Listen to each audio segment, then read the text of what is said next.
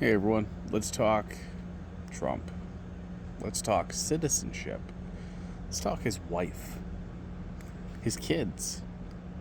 So, there's this huge thing of, Trump got rid of birthright citizenship. No, he clarified it. He clarified it. Birthright citizenship is only for those here legally, under legal means. Two illegal immigrants crossing the border and having a child does not make a child a citizen because they are not under the jurisdiction of the U.S. federal government. And there's these fine lines here. The, the whole birthright citizenship thing is if you are here legally, you're here and you're naturalizing, you're in that process, you are under the jurisdiction of the US government. Trump is a US citizen, therefore his children are US citizenship because they are born to a father that is under the jurisdiction of the US government. And that's all it takes, is one of the parents to be a citizen for them to be born a citizen. Oh, but Melania wasn't. She was here on an Einstein visa. No, there's no such thing as an Einstein visa. The visa she was under was an EB-1, employment-based one. One means first, whatever. Basically meaning that they're above the others. Now it comes down to three sections of the EB1. EB1 has A, B, and C. A is arts. Arts, modeling, anybody judging competitions, anybody in competitions, those who are in magazines, published in magazines and such. That is what she came in under, EB1A. B and C are, engineers and science, people that work in those industries.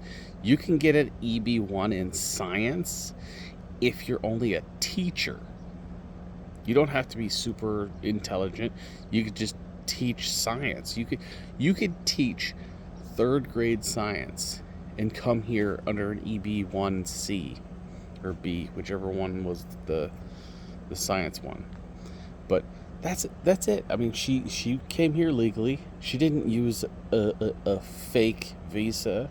She didn't cheat the system. And now we've got people going, well, Trump's granddaddy was an illegal immigrant. Yeah, he was. There's no denying that. He came here illegally in 1885. In 1885, he came here illegally. But for 7 years, he sought naturalization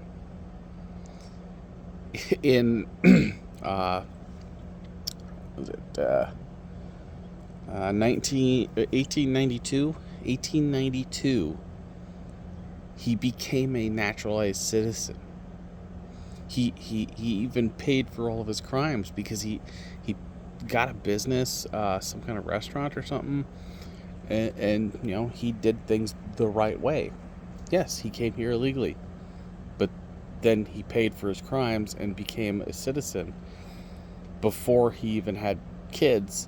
So the kids were citizens because he was already a citizen, and then he passed away. I think it was like 1918 or something like that. But yeah, what's your argument? What's your argument now? What's the argument now? Yeah, I mean, an illegal immigrant cannot cross the border pregnant and then give birth and that child be a citizen because the parent is not here under the jurisdiction of the U.S. government. That's literally how it is written. That's literally how it was was written. And under the jurisdiction of is a phrase that was put on there or in that law or whatever, because slaves at the time were considered property and under the jurisdiction of the U.S. government, and therefore anything that they do is under the jurisdiction of the U.S. government. If they give birth, the child is under the U.S. jurisdiction of the U.S. government. Therefore, the child becomes property as well. So there's that. But you can't come here illegally, have a child, and then claim the child is a legal citizen of the U.S. It's not how it works. Never has been, and it never will be. That's just how it is. See you later.